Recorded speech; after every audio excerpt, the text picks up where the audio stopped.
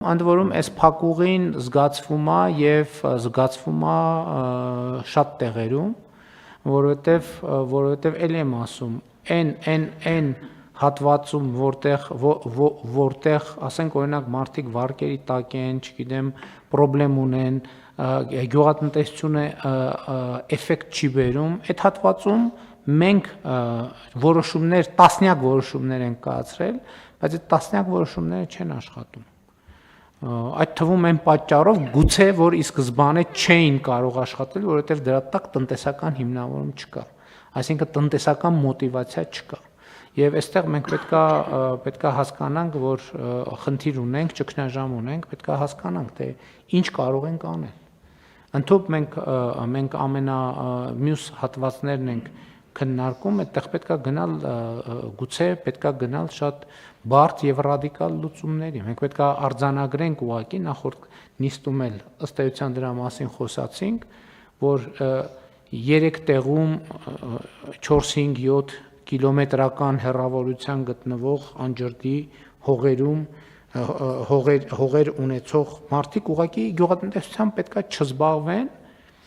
որովհետև հնարավոր չի այդ բանաձևով գյուղատնտեսությամբ զբաղվել, բայց այդ մարդիկ ինչով զբաղվեն։ Եվ այստեղ հարց է առաջանում, որ մենք պետքա որոշակի ծրագրեր մշակենք, այդ թվում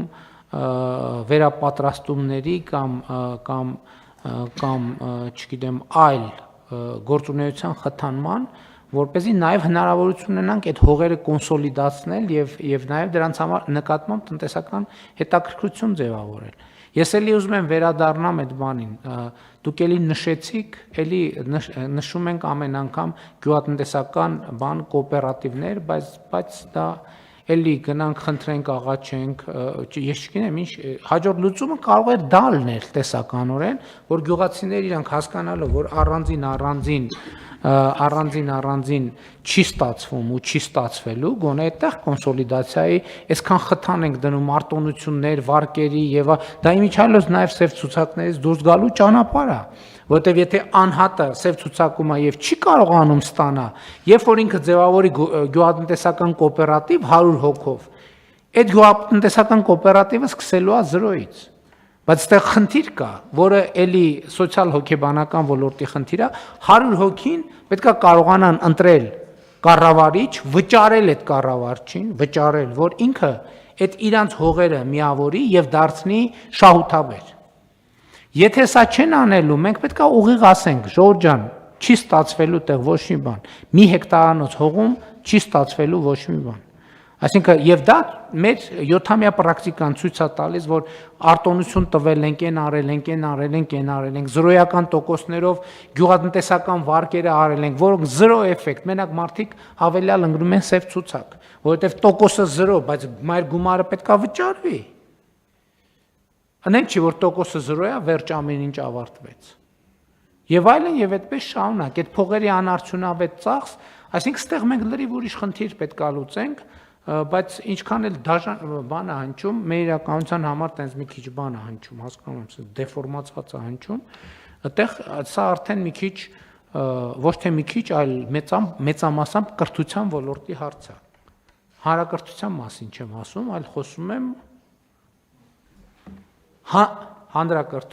հանրակրթության, բայց ոչ դպրոցական եւ բանի։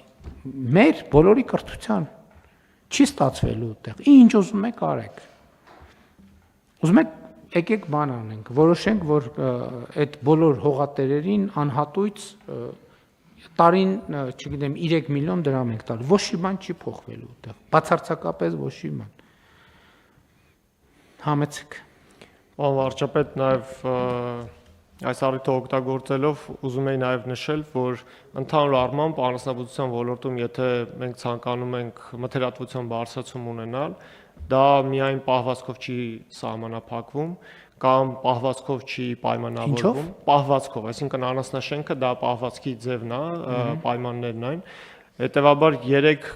կարևոր բաղադրիչ կուզենայի առանձնացնել, որը 3-ի պահպանման դեպքում նոր մենք ունենում ենք համալիր արդյունք, մեկը դա իհարկե պահվածքն է եւ կառավարության այս ծրագիրը խթանում է հենց արդյունավետ պահվածքի մեխանիզմները, երկրորդը դա գենետիկան է եւ գենետիկայի համար է, որ կառավարությունը տոհմային կենդանիների նաեւ ձեռքբերման աջակցության ծրագրեր է իրականացնում, նաեւ հիշեցնեմ մեր գործընկերներին, որ կառավարությունը 2025 թվականին արհեստական սերմնավորման համար փոխհատուցման ծրագիր է իրականացնում եւ այստեղ մենք 70%-ի չափով փոխհատուցում ենք եւ ծրագիրը մեկնարկել է արդեն Շիրակի, Գեղարքունիքի, Սյունիքի մարզերում, այդտեղ մենք եղած գենետիկան բարելավում ենք արհեստական սերմնավորման միջոցով եւ երրորդը, որը որ շատ կարեւոր է նաեւ պահպանել, դա կերն է, սնուցումն է։ Եվ այստեղ կերի արտադրության համար էլ մենք մի քանի տարբերակներ ենք առաջարկել եւ քչերն են հիշում, որ կառավարությունը լիզինգի, ագրոպարենային լիզինգի ծրագրի շրջանակում հիդրոպոնիկ կերի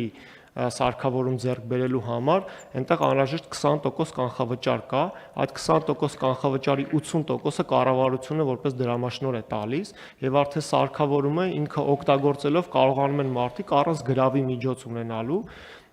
ապահովման անհրաժեշտությամբ կարողանում են այդ սարքավորումը ձեռք բերել եւ հիդրոպոնիկ կեր արտադրել։